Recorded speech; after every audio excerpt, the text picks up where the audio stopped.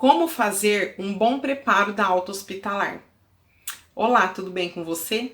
Seja bem-vindo ao Enfermeira Explica.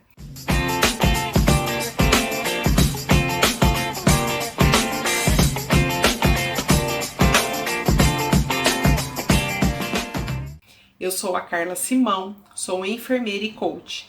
E se você está vendo esse vídeo pelo canal do YouTube, já se inscreve aqui agora para que você não perca nenhum conteúdo importante. E se você está vendo esse vídeo pelo site, vem comigo. Hoje eu quero te falar sobre pontos chaves, pontos principais que necessitam serem vistos, né? Necessitam ser realizados para um bom preparo da alta hospitalar, tá? Para garantir a segurança do nosso paciente. Eu trabalhei com isso por muitos anos. Existe uma portaria do Ministério da Saúde que fala sobre a alta qualificada ou alta responsável. Esse é o nome que tem, que recebe esse processo. E eu fui responsável por esse processo na equipe com quem eu trabalhava, que era a equipe de neurocirurgia, né? Eu fiz esse processo por muitos anos. E eu quero compartilhar com você essa informação e algumas orientações. Então, veja bem, primeiro, o paciente que se enquadra, né, nesse critério de alta responsável ou alta qualificada, são todos os pacientes que precisam da continuidade da assistência, que precisam de cuidados. Então, são pacientes portadores de qualquer tipo de dispositivo, uma sonda nasinteral, uma sonda nasogástrica, gastrostomia, traqueostomia, curativo, estomas intestinais, tá? Usos de sonda vesical de demora, cateterismo vesical intermitente. Então, assim, são pacientes que após a alta vão continuar realizando procedimentos, né? Tem cuidados específicos que vão além dos cuidados básicos, né? Vão além dos cuidados de higiene e de banho, né? São pacientes que necessitam realmente de que essa assistência seja garantida, tá? Geralmente, esse paciente que se encaixa nesse processo, ele precisa ter o planejamento da sua alta desde o início da sua internação. O paciente internou, ele tem que ser triado, né? Ele tem que ser visto já como um potencial integrante desse processo de preparo, né? E a partir do momento onde é definido que ele realmente que ele realmente possui esses critérios, né, qualquer um desses que eu falei, então esse processo do preparo de alta já tem que ser iniciado, mesmo antes dele estar de alta, né? Esse é o grande X da questão. Antigamente, como era alta? O médico vinha, falava assim, ó, o paciente está de alta. E aí dava uma receita, o paciente ia embora sem nenhuma orientação. Muitas vezes, né, ele ia embora sem saber o que fazer, sem saber como cuidar, né, os familiares, depois caía lá na rede pública, né, no posto de saúde, o pessoal batia lá, e aí a rede não estava nem sabendo que esse paciente tinha sido internado, que esse paciente estava com ferida, estava com sonda, e aí gerava toda uma questão também de gasto, né, de previsão de gasto, porque aí depois da alta, esse paciente fica sob o cuidado da rede, né, da rede básica, da unidade básica de saúde.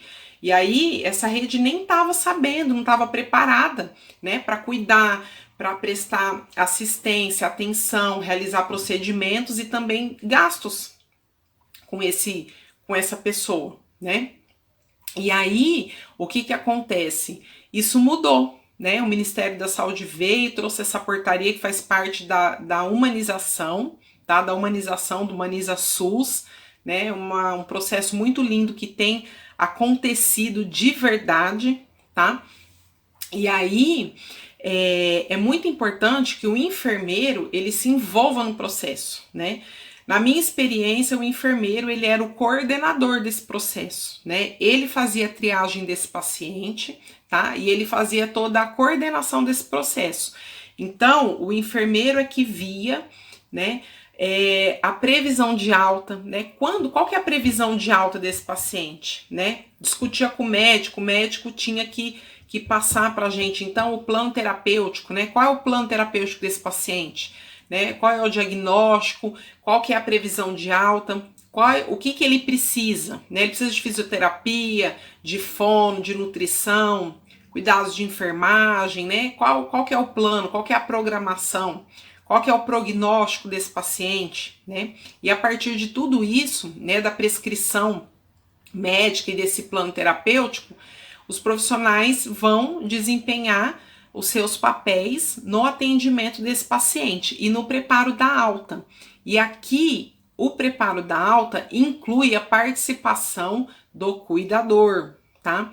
Então, a gente precisa trazer o familiar, trazer esse cuidador para perto da gente, da enfermagem, tá?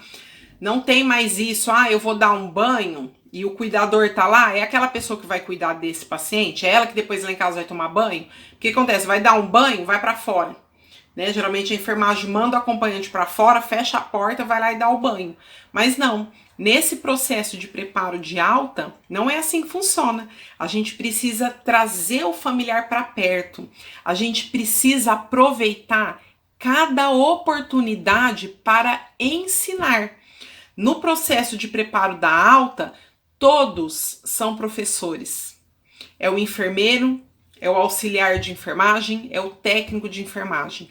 É necessário que a equipe identifique quem é o cuidador, né? Falar, quem vai cuidar dessa pessoa em casa depois, né?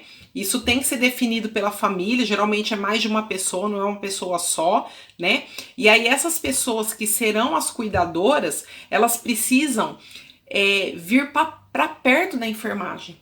É preciso com que você aproxime, com que você crie vínculo, com que você chame ela para participar do procedimento, tá? Aqui eu não tô falando da transferência do cuidado. Eu não tô falando que é pra você falar, vai lá dar banho no seu paciente, não é isso.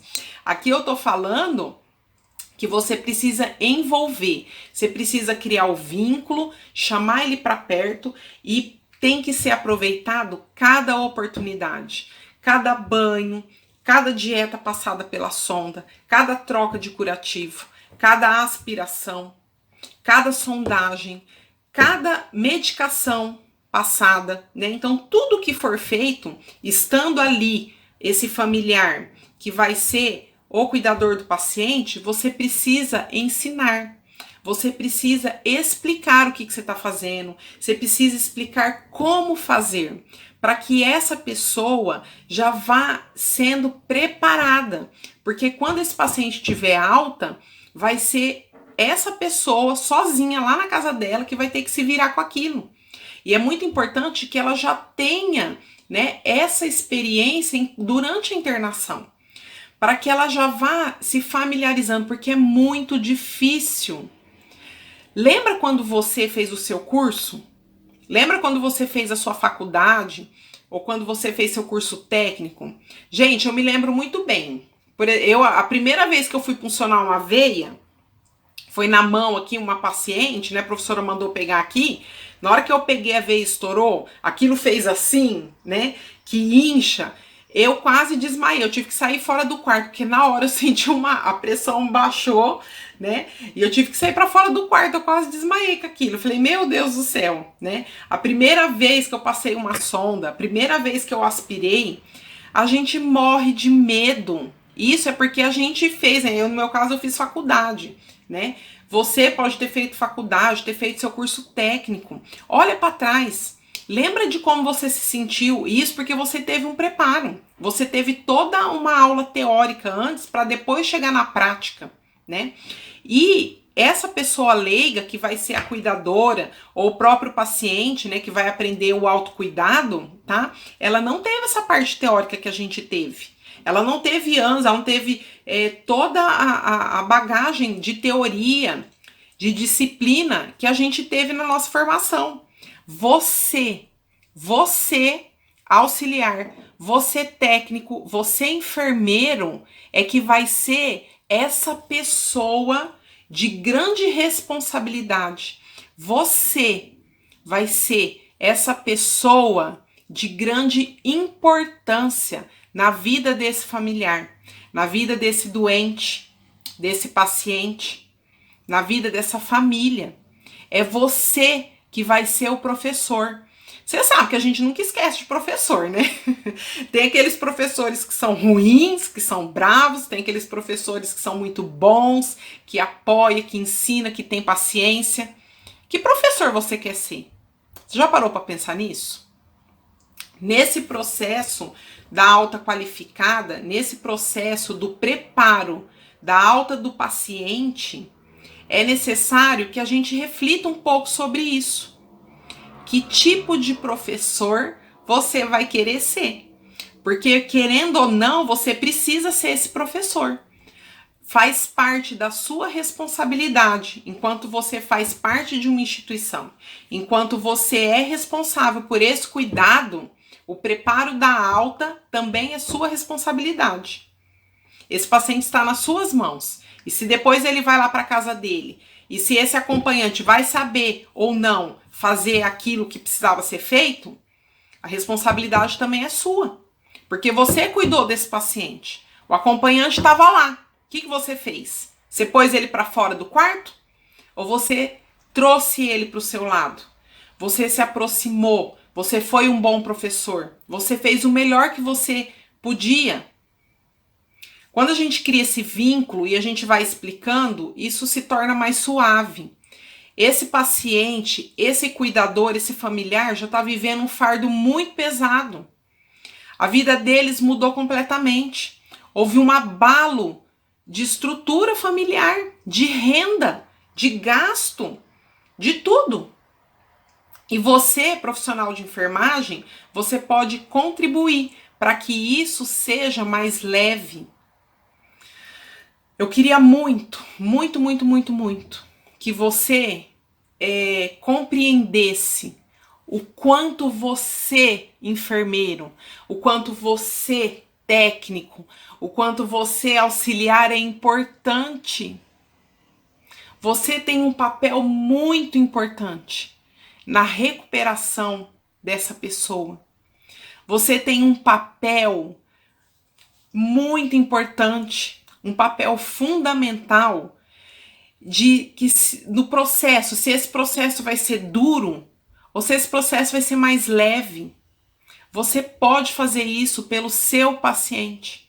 Você pode fazer isso por essa pessoa que está doente, por essa família. Se você traz esse paciente, se você traz esse cuidador, esse familiar para o seu lado, se você cria um vínculo, se você trata essa pessoa bem, se você ensina com carinho, com amor, tá? Aquilo que você tá fazendo, ele vai ver que de tanto você falar, de tanto ele ver, né? Ele vai ver que é possível. Ele vai ver que não é um bicho de 7 cabeças. Ele vai ver que ele vai conseguir. Você vai contribuir para que esse processo seja mais leve. O seu papel aqui é muito importante.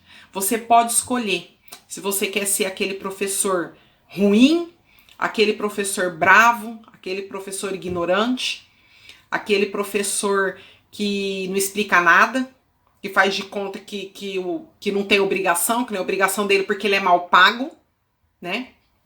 Ou você pode ser aquele professor que ama o que faz, que ama trabalhar com isso e que sabe que você tem um marco na vida desse seu aluno, que é o seu paciente, que é o cuidador. O seu papel é muito importante. E a sua passagem na vida dessa pessoa é muito importante. Ela pode ser uma passagem que vai deixar marcas positivas ou uma passagem que vai deixar marcas negativas. Você sabe como é que é, né? Ai, aquela enfermeira tão boa, aquela enfermeira maravilhosa, me ajudou tanto, me ensinou. Eu aprendi graças àquela enfermeira. Aquela enfermeira foi um anjo na minha vida. E aqui eu tô falando enfermeira para tudo, tá? Porque vocês sabem, o paciente chama todo mundo de enfermeira. Enfermeira é todo. Enfermeira é o técnico, auxiliar é auxiliar, o técnico e a enfermeira mesmo. Todo mundo é enfermeira. E tudo bem, eu não vou discutir isso agora. Eu acho que todos nós somos da enfermagem, somos da bandeira da enfermagem. Todos nós temos a nossa responsabilidade, tá? Todos nós temos a nossa responsabilidade, temos o nosso papel e todos nós somos professores o tempo todo. Nós somos espelhos, nós estamos sendo olhados, nós estamos sendo observados. Nós estamos influenciando diretamente a vida e a experiência de vida das pessoas que estão sob a nossa responsabilidade. Então, nesse processo de preparo da alta, tá?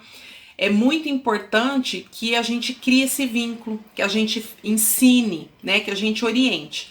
E às vezes você pode falar assim pra mim, mas eu não tenho tempo, mas é muito corrido, nananã. Eu sei muito bem. Eu já passei por isso também, tá? Hoje, trabalhando na reabilitação, infelizmente, eu estou vendo as consequências, tá? Dessa correria toda, dessa falta de informação, da falta de uma boa orientação. Porque quando o paciente sai de um processo de internação mal orientado ou nada orientado, ele desenvolve complicações que vão atrapalhar muito e vão prolongar o estado de doença dele, tá? Isso eu tô vendo agora, né? Trabalhando na reabilitação. Como que a falta de informação ou uma orientação mal dada, né, ou uma orientação incompleta tem um efeito sobre a vida da pessoa, tá? Isso eu tô sentindo na pele agora. E eu fiz parte, né? Agora eu conheço os outros lados, né? Eu conheço o lado do não ter tempo, eu conheço o lado de dar uma informação incompleta, né? Ou às vezes do paciente ir embora a gente nem ter conseguido dar aquela informação. Existem várias vertentes, a gente sabe a realidade, tá? Porém, aqui eu quero te dizer, faça o seu melhor, escolha fazer o seu melhor. Se você tem que fazer aquilo ali de uma maneira rápida, porque você tem 10 pacientes para cuidar, tudo bem, o 1 minuto que você tem ali, veja qual que é o melhor que você pode dar do teu aquele 1 minuto. O paciente vai ficar internado ali 10 dias. Se em 1 minuto você consegue dividir aquela orientação em 1 minuto? Hoje eu vou explicar essa parte aqui, depois amanhã eu explico essa daqui. 1 minuto dando o seu melhor é melhor do que nada. Esse paciente já é 1 minuto de esclarecimento. Depois vai vir o seu outro colega, vai vir o enfermeiro, né? Tem os outros plantões. Se cada um fizer o seu melhor, dar o melhor de si naquele momento que está ali com o paciente, você já vai estar contribuindo positivamente para essa pessoa, para a recuperação dela. Você pode ter certeza disso, tá? Muitas vezes, né, na nossa correria, a gente só pensa naquele monte de trabalho que a gente tem que fazer e aí a gente não dá o nosso melhor, tá? A gente tá tão ali atarefado, só que no mesmo jeito que você tá falando ali, não impede nada da boca, tá? Em vez de você ficar contando o que aconteceu na noite anterior, ou em vez de você ficar falando mal do seu colega, ou em vez de você ficar falando mal da diretoria, mal da sua chefe, ficar contando uma fofoca que aconteceu não sei o quê, você pode aproveitar aquele momento para orientar o paciente, para orientar o cuidador. Vê se é mentira isso que eu tô falando. Eu trabalhei lá, gente, eu sei como é que é. Muitas vezes a gente tá ali fazendo procedimento, em vez da gente tá explicando, da gente tá orientando a pessoa, a gente tá falando de outras coisas.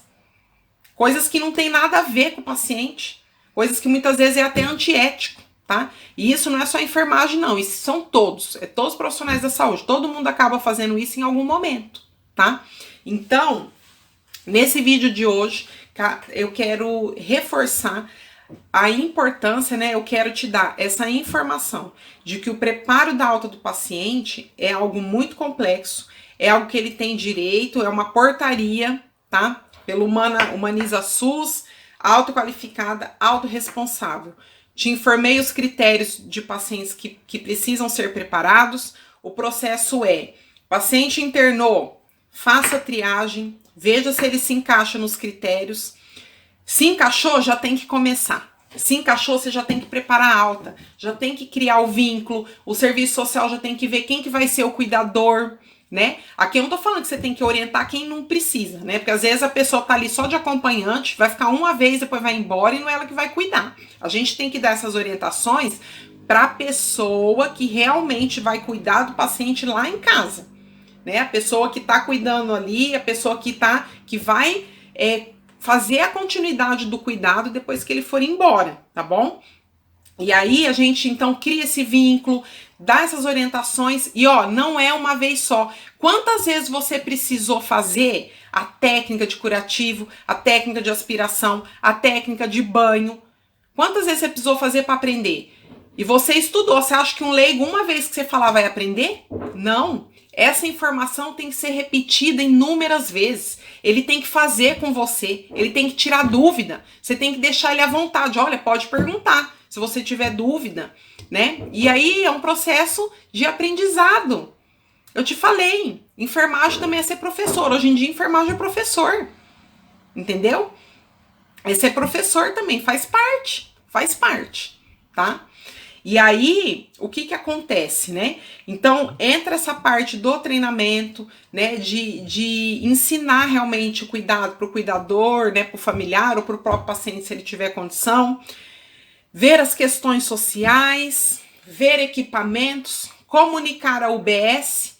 A Unidade Básica de Saúde precisa ser comunicada antes da alta sobre a situação desse paciente. Eles precisam saber, porque eles têm que se preparar. Isso faz parte do processo da alta responsável, do preparo da alta.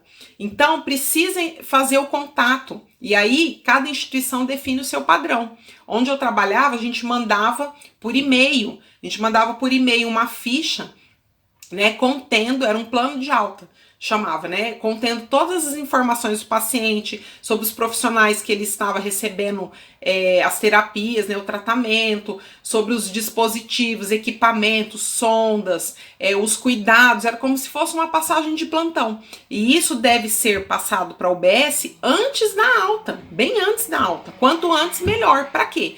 Para a UBS saber que aquele paciente, que ela é responsável, que mora ali naquela rua, naquela casa, que pertence ao posto que ela atende, né, que abrange, né, que pertence àquela área de abrangência, tá? Ela sabe que aquele paciente vai vir para ela daquele jeito. E aí ela tem como arcar, se organizar com relação ao material, se organizar com relação a funcionário, saber que ela tem que ter um olhar diferente para aquela pessoa, que ela vai ter que dar suporte para aquela pessoa, seja num programa de atenção domiciliar, né? Que aí seja num programa da saúde da família, ou seja no atendimento na própria UBS. De alguma forma esse paciente vai procurar ela, vai precisar dela. E a responsabilidade após a alta é da rede. E a rede precisa se preparar. Muitas vezes a rede precisa de treinamento. Às vezes o paciente tem um cuidado que a rede não está acostumada com aquilo. E a rede vai ter que ir até o hospital, passar por um treinamento, passar por uma orientação. Tudo isso para quê? Para que a continuidade da assistência desse paciente seja garantida.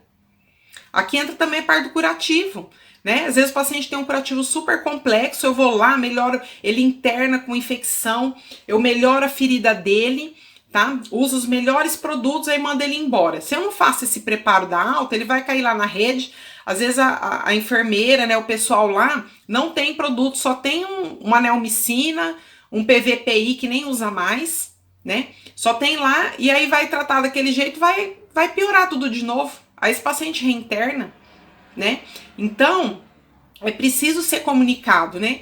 O que aconteceu com esse paciente, o que foi feito com ele durante a internação, qual que é a programação dele, qual que é o plano dele de tratamento depois da internação, né? Qual que é a tua sugestão de tratamento, qual que vai ser o acompanhamento, o que tem lá no posto para usar nesse paciente que o SUS cobre, né? Que o posto cobre, que pode ser fornecido para esse paciente, qual que é a melhor opção, como que vai ser o acompanhamento dele, como que vai ser o retorno, quem que vai avaliar esse curativo, quem que vai ver Se esse familiar está fazendo curativo direito em casa, ou ele vai fazer no posto, existem inúmeras coisas que precisam ser vistas. Tudo isso para garantir que o nosso paciente seja bem cuidado, que o nosso paciente recupere a sua saúde da melhor forma possível e no menor tempo possível, porque é isso que ele espera, é isso que a família dele espera e é isso que nós, enquanto profissionais de saúde, enquanto profissionais de enfermagem, devemos propiciar para o nosso paciente. Um grande beijo, fiquem com Deus e até o próximo vídeo. E se você gostou desse conteúdo sobre o preparo da alta hospitalar e sobre o papel fundamental da enfermagem nesse processo, compartilhe esse vídeo com seus amigos, com seus colegas de trabalho e fique atento aos próximos conteúdos que virão. Um grande beijo.